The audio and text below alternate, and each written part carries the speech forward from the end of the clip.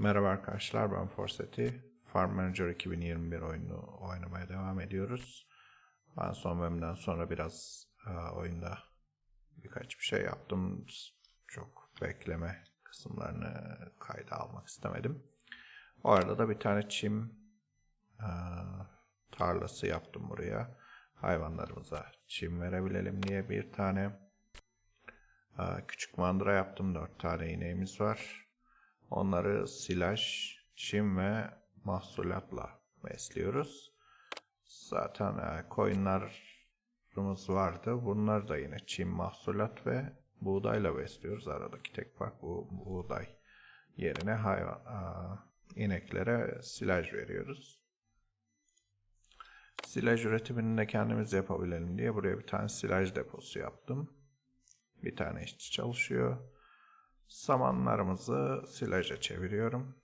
Burada saman zaten şu tarlaların hepsinden saman çıkıyor. Ve ciddi bir samanımız vardı.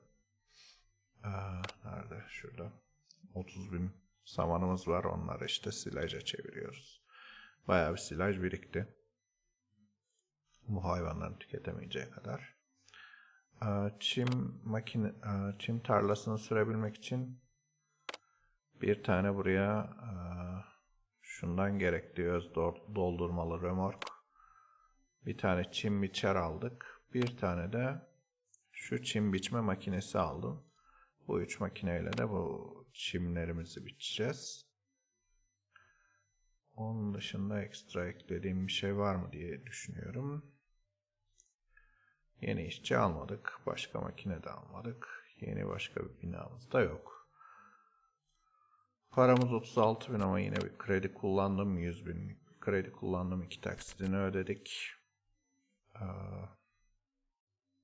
Diğer taksitlerini yıl içinde ödeyeceğiz. Başka da bir yenilik yapmadım. Şimdi kaydı devam ettireyim. Oyunu devam ettirelim. Şurada bir tane tarlamızı gübre, hayvanlardan aldığımız gübreyle gübrelemeyi seçtim. Diğerleri yine suni gübreyle devam ediyorlar. Ama zaten ancak bir tane tarlayı gübrelememize yetiyor. Şuradan çıkan gübreler, daha doğrusu hayvanların ürettiği gübre bir tane tarlaya yetti. O yüzden diğerleri normal suni gübreyle devam ediyoruz. Yaz geldi.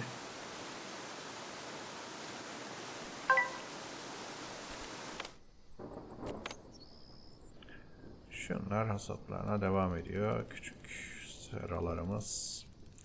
Ayrıca şuradan da sürekli süt üretimi yapılıyor. Hem buradan hem oradan süt üretimi yapıyoruz. Bunları otomatik ticaret yaptım. Sütleri. İnek sütünü de otomatik satıyorum. Mahsulat ve çimi zaten otomatik satın alıyorduk. Bir önceki bölümde bunu yapmıştık. Sadece bunların satın alma limitini arttırdım. İneklere de bunlardan verdiğimiz için 500 birimin altına düşünce diğerinden satın alınıyor.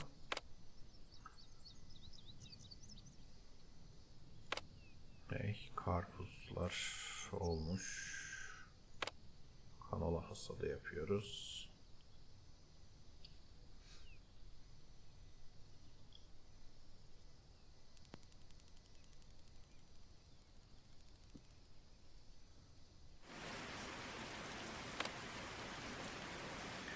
Yulaf tarlamızdaki hasat olunca belki ineklere bir kısım yulaf ayırabilirim.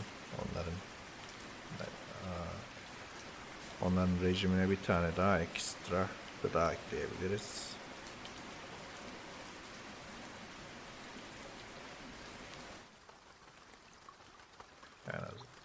Yani 3 çeşit aslında gayet yeterli oluyor ama bir tane daha ekleyebiliriz. 4 çeşit 4 çeşit gayet daha en üst seviye olur. Domates ve kanola hasadı tamamlanmış.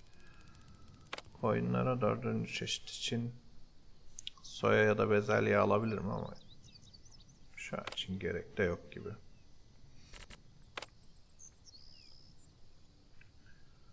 Paramız 7000'e gelmiş. Şuradan hemen kanolamızı satalım.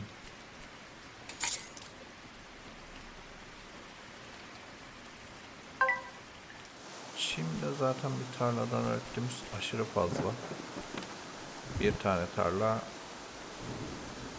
aslında başka hayvanları da beslemeye yeter. Yani biraz daha bir tane daha şuraya inekler için bir ahır daha yapabiliriz.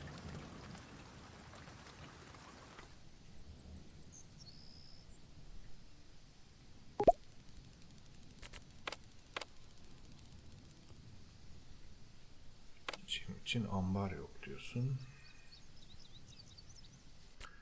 Bir tane daha ambara ihtiyacımız oldu. Peki. Bu 120.000. Şundan. Bu muydu? Şundan lazım bize. Büyük ahır. Şuraya bir bina daha yapalım. Şurayı yol yapacağım yine. Yanına.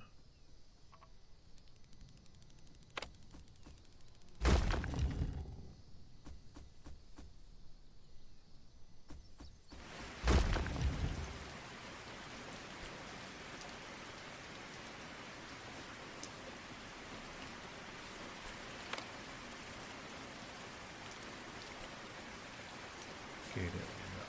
Şimdi karpuzları topluyorlar.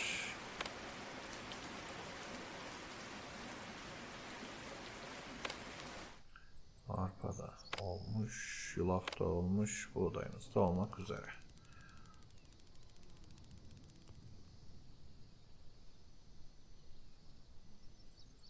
Parayla ilgili sorunlarımızı yavaş yavaş çözüyoruz gibi geliyor yani.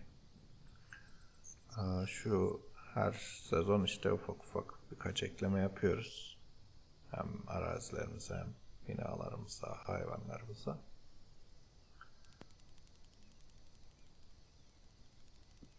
Buralardan gelen gelirlerle de durumumuzu düzeltiyoruz gibi.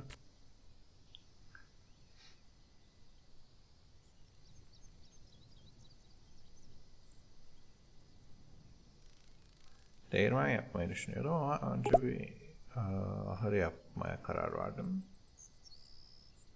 Daha ucuz tabii ahır yapmak.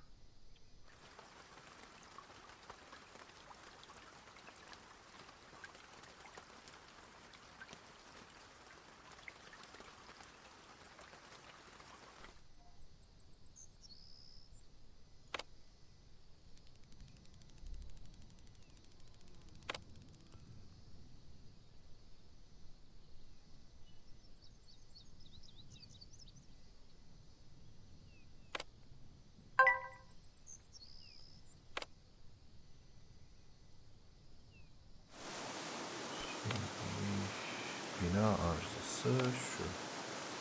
Şurayı yenileyelim.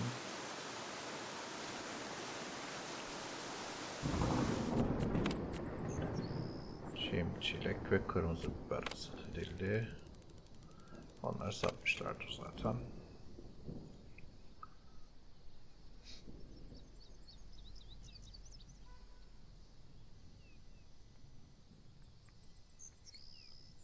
Aylık giderimiz ciddi yüksek aslında ama sabit giderimiz. Şunlar sabit de şu. Kredi taksiti olarak 12.700 ödüyoruz. 27.900'de aylık ücretimiz var. Bina bakımı 962. Bunlar sabit giderler. Yani 40.000 liradan biraz fazla. 41.000 falan. Bir sabit giderimiz var. Baktığınız zaman.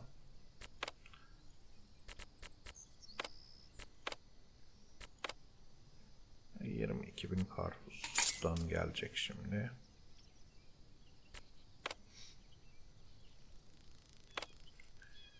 Arpayı da bir satacağız.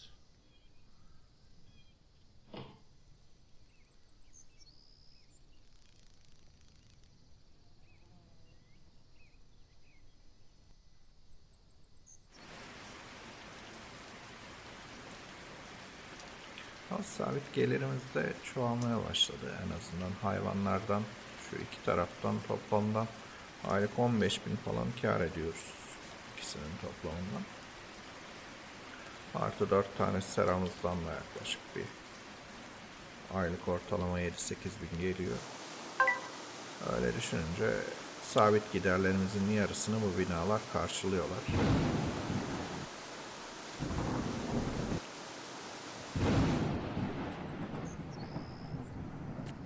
Diğerleri de zaten tarlalardan karşılanıyor.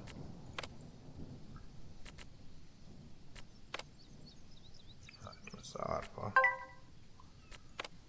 22.000 gelir.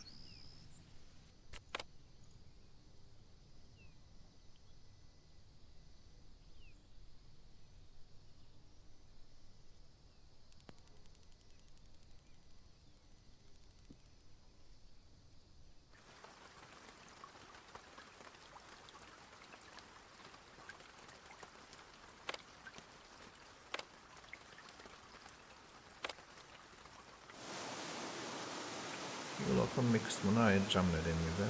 Satmayacağım. Bakalım bu sezon yine 2 hasat yapmayı düşünecekler mi bazı tarlalarda? Evet, kanalayı yeniden ekmişler. İkinci bir hasat olacak burada.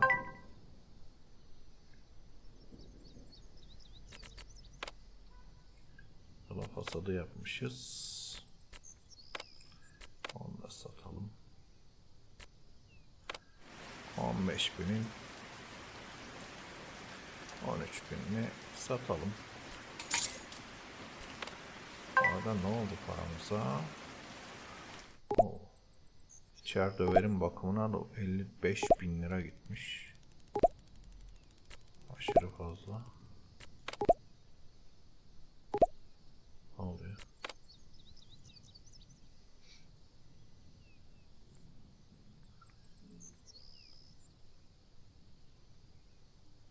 Şimdi şu ineklerin beslenmesine yulafı da ayıralım.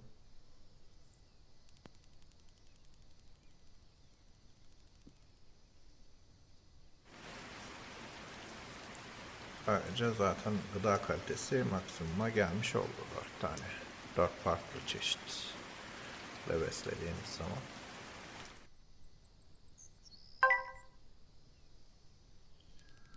Tahmini aylık gıdaları 240 kilogram. O yüzden 4 tanesi ortalama işte 60 aylık kilogram harcayacaktır. Yani biz ayırdığımız 2000 kilo falan yulaf ayırdık. Onlara bir yıl gayet rahatlıkla yeter. Ona eksiye düştük. Buğday.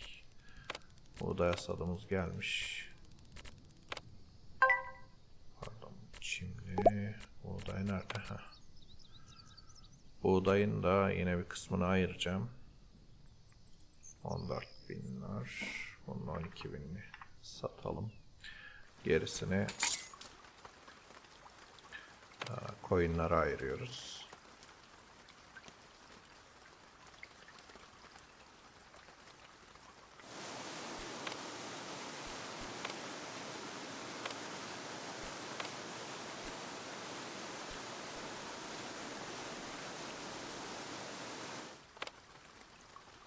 Karpuzda da yine 2 hasat almış olacağız. Bu ikisinden 2'şer hasat olacak bu sezon.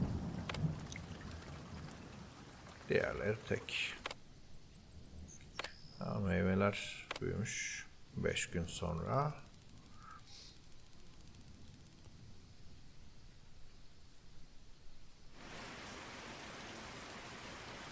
O üçünden 200.000 lira falan gelecektir toplamda.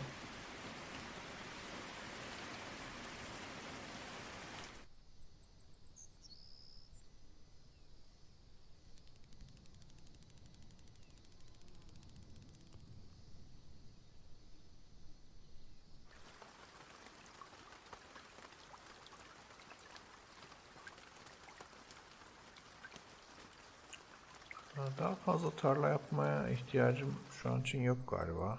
Yani tarlalar biraz fazla iş gücü istiyor. aşırı çok fazla tarla yapıldığında daha fazla personele ihtiyacımız olacak sürekli olarak. O da biraz gereksiz maaş ödememizi gerektiriyor kış aylarında. Biraz dengeli, yani tarla yaptıkça biraz kış aylarında da onları çalıştırabilecek serayı da yapmak gerekiyor ya da işte mevsimlik işçiler çalıştırmak gerekiyor. Biraz dengeli büyütmeye çalışıyorum.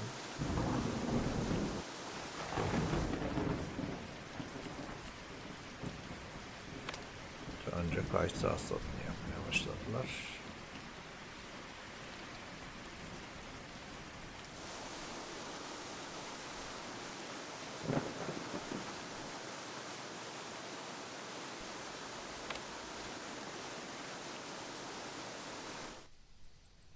Bakalım kaç para gelecek kayısılardan.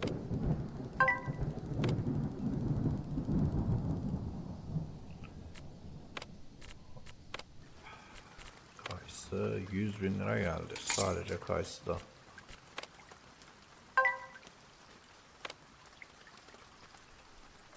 İyiymiş.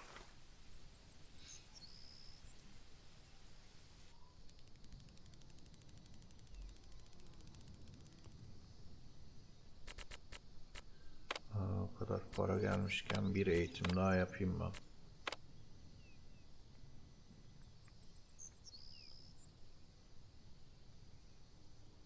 Şunu alabiliriz. Mahsul ve ürünlerin asgari değerini %10 arttırır. En azından daha pahalıya satarız ürettiklerimizi.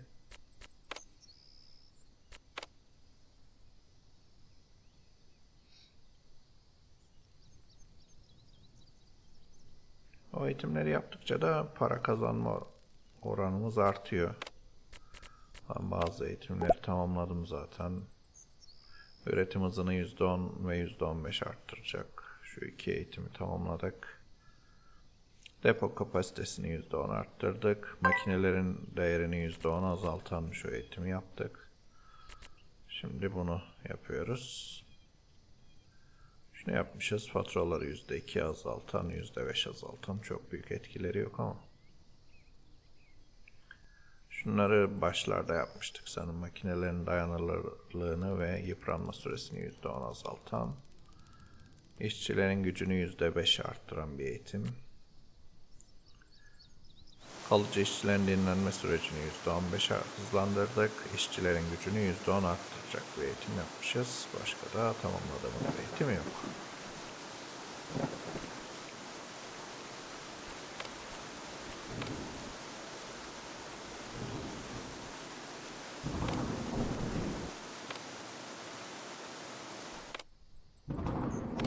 Şunları yeniden ekmediler. Bu sezon yetişmeyecek çünkü. Onu iyi ayarlıyorlar Allah'tan.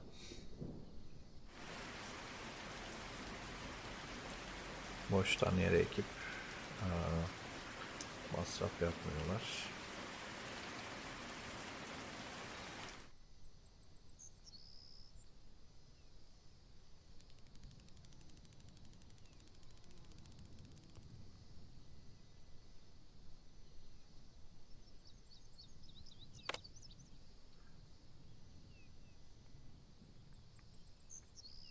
Şunlar ihtiyacımız olandan fazla saman, çim ve silajımız var aslında şu anda.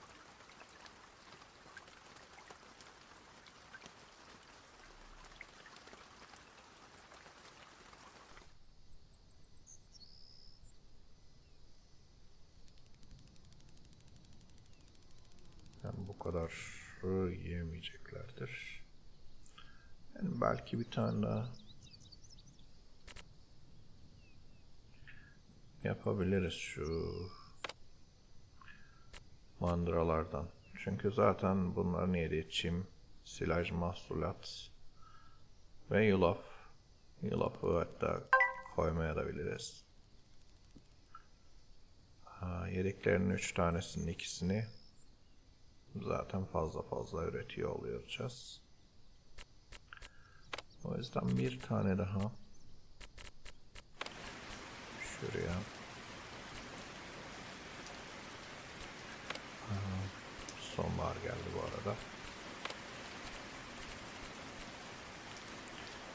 mandıra yapabiliriz. 10.000 liraya yapıyoruz zaten. Şunun yanına yapayım.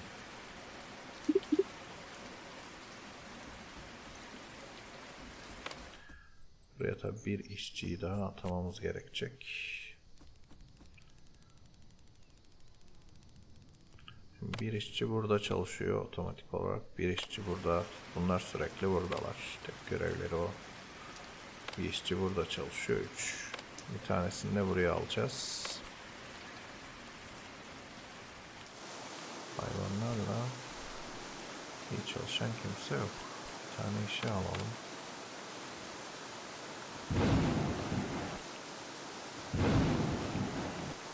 Hayvanlarla iyi çalışan birisi lazım bize.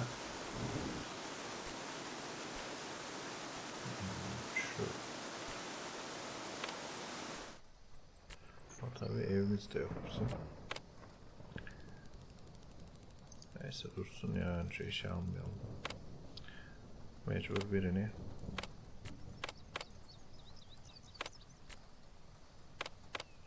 atlayacağız diyeceğim. Boşta adamımız kalmamış. Şu hasatları yapsınlar, ondan sonra yapayım.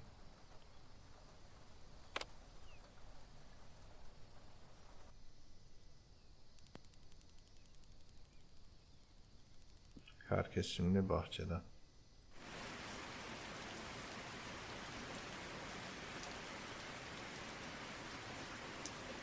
Ya da yapalım ya. Ev yapalım bir tane.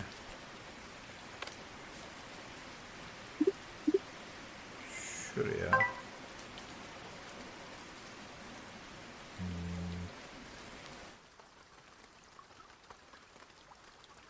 Ne tarafa yapsak? Binalarımızı ne tarafa doğru büyütürüz diye düşünüyorum da bu tarafa yapalım mı?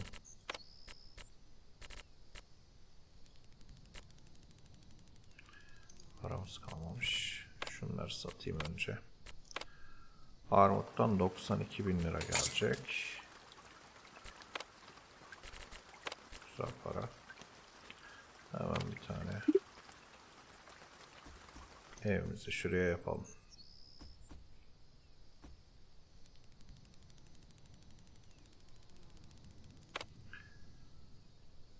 Buraya şunu alalım. Bakalım ne şu. Şu da güzel.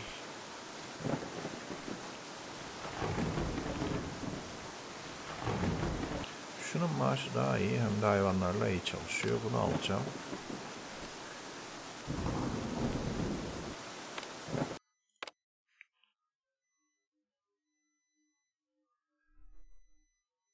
Şunu buraya atayalım. Ve ineklerimizi satın alalım. 4 tane inek.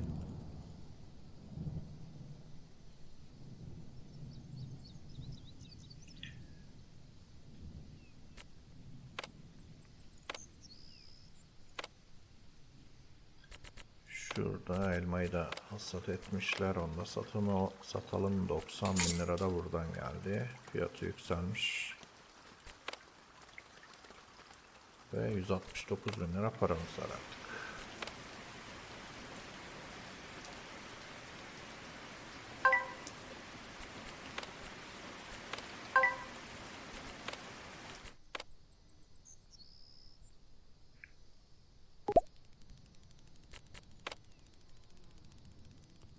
Hayvanlar açlıktan mı ölüyor? İyi ha.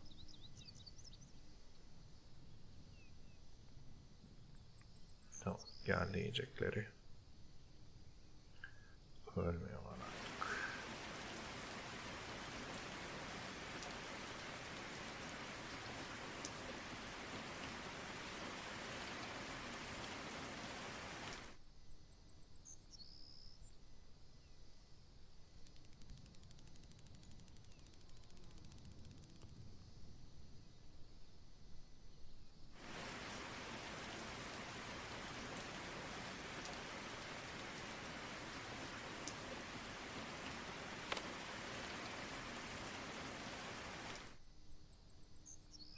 Silajı burada başka şeylerden de üretebiliriz ama elimizde şu anda saman ciddi anlamda çok olduğu için samandan üretiyorum.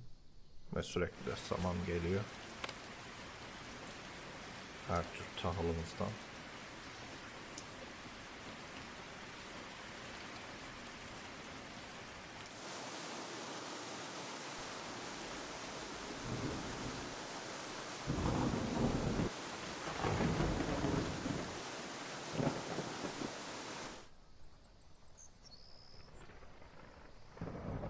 $183.000 liramız olmuş.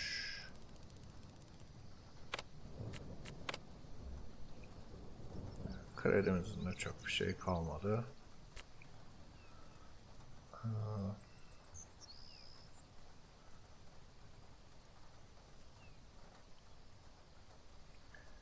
En büyük giderimiz tabii maaş.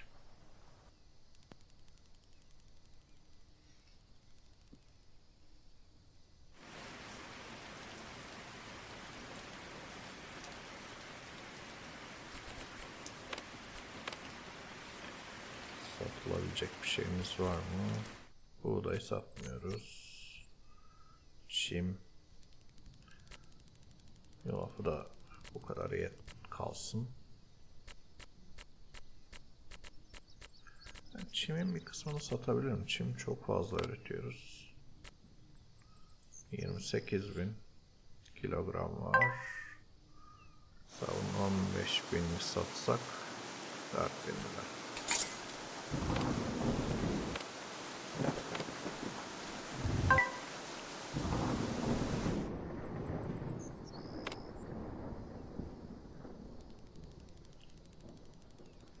Sürekli böyle sabit gelir elde ediyoruz diğer şeylerden. İneklerden, koyunlardan, seralardan.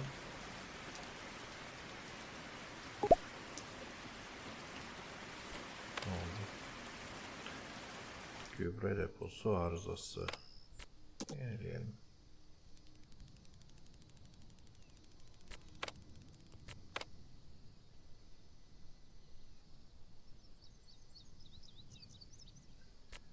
Bir tane ne kanal hasadı yapıyoruz. Bir tane üretim binası yapalım artık.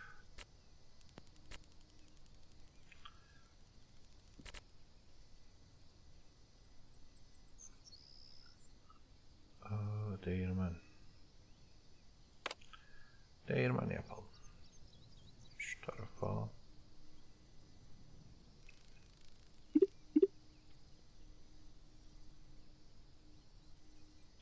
Şöyle yapalım. Tüm parayı harcamış olduk ama.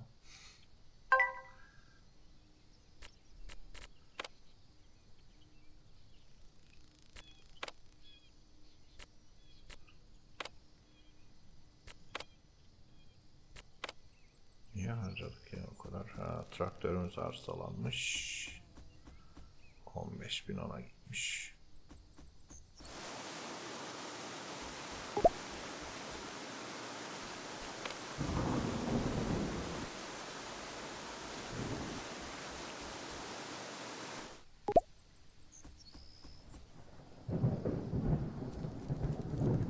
Elimizde şimdi kanola var, aslında satabilirim ama. Pardon, yulaf var. Çim var, kanola var. 20.000 liraya satabiliriz.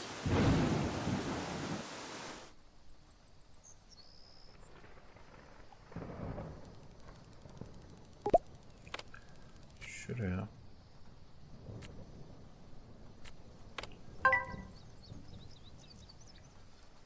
Çavdardan yapabiliyoruz. Mısır unu yapabiliyoruz.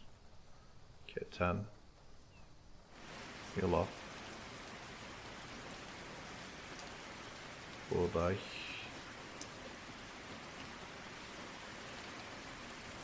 Arpa.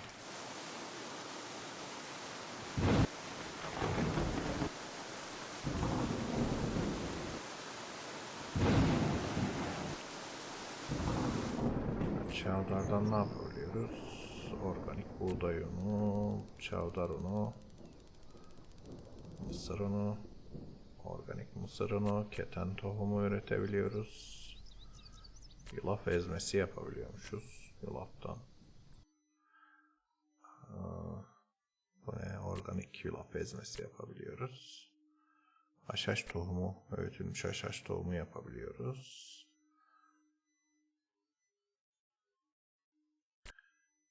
Buğdaydan malt kara buğday yapabiliyoruz. Organikleri var bunların hepsinin. Buğdaydan malt açık buğday yapabiliyoruz. Malt çavdar yapabiliyoruz. Yine arpadan organik malt arpa karamel yapabiliyoruz. Malt arpa münih yapabiliyoruz. Bunların hepsi arpadan pilsner yapabiliyoruz. Okey. Şimdi biz buradan ne ürettirelim? Çavdar yok elimizde, mısır yok. Yulaftan üretim yaptırabiliriz. Yulaftan yulaf ezmesi yapalım. Pazara. Bu arada satış yapacaktık. Ne? Kanola.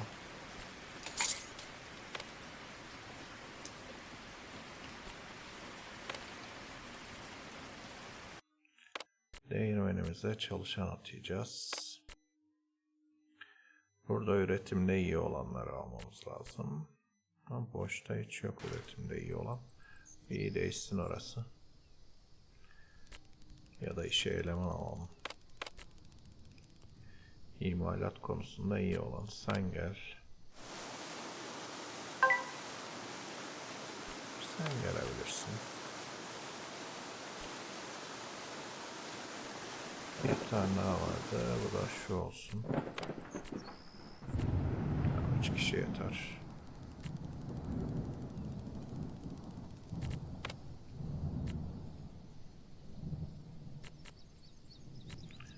Pazara gidelim. Otomatik ticaret ekleyelim. Yulaf.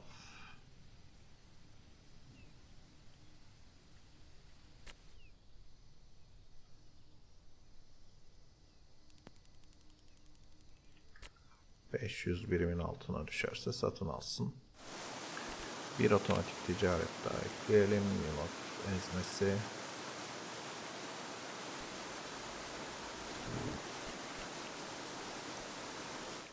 Üretileni otomatik olarak satsın.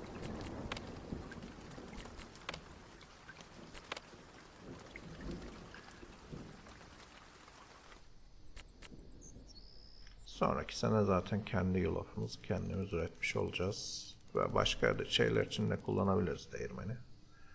Artık ürettiğimiz tahılları burada değerlendireceğiz.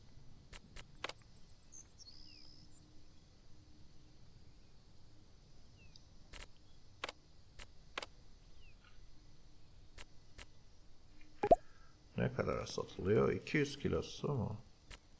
2200'e satılıyor. Gayet güzel aslında fiyatı.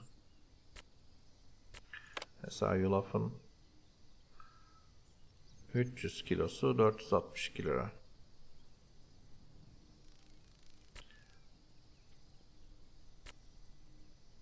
Bir kilo yulaf 1.54. 1 kilo yulaf ezmesi 11.03. Buradan bir ekstra üretim yapmak.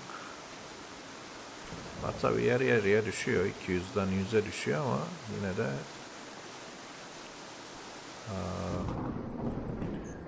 ciddi oranda üretim yapmak daha faydalı. Daha karlı.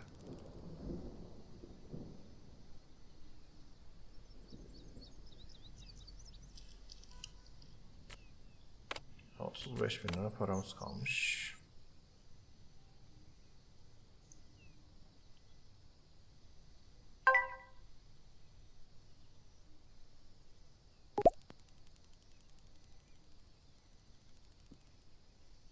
tane işçimiz oldu.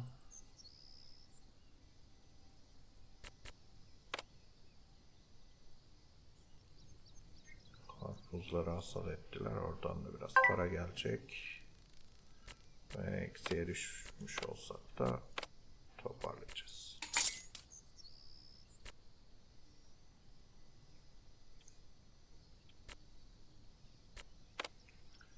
Silajları da gerektiğinde satabiliriz. Çok yüksek depo kapasitemizi çok doldurmuş oluyorlar. Çimi de aynı şekilde yine satabiliriz.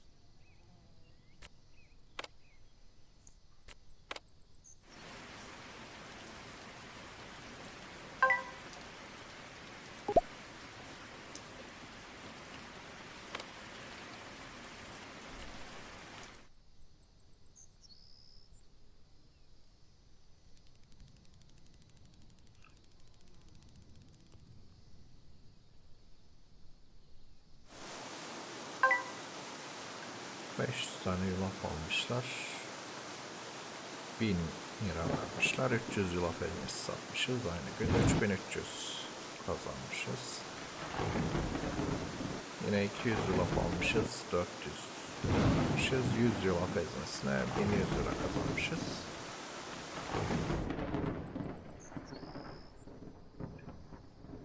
Bu da ekstra bir gelir olacak bize.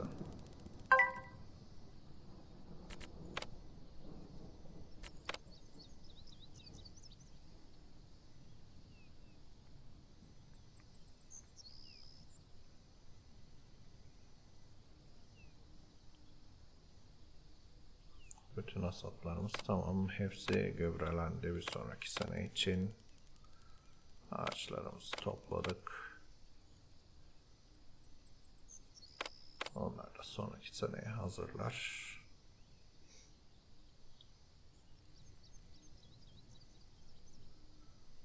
Bu bölüm en azından bir üretim binası daha yapmış olduk. Bir üretim binası, asıl üretim binalarından birisini yapmış olduk. Yani şu da aslında bir üretim binası da onu pek saymıyoruz. Hayvanlarımızın sayısını arttırdık. Böylece sürekli gelir üreten bir grubumuz oldu böylece. Sonraki sezon yeni bir tane daha üretim binası yapabiliriz gelen paralarla. Evet, kredimizi de bitirdik sayılır zaten.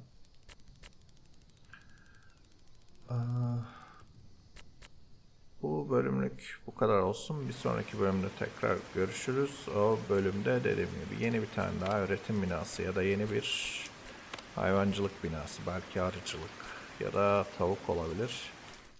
Onlardan ekleyebiliriz. Belki ikisini birden. Bunları ekleyip ya da yeni bir üretim binası ekleyip yolumuza devam ederiz. Bir sonraki bölümde tekrar görüşmek üzere. Ben şimdilik size iyi günler.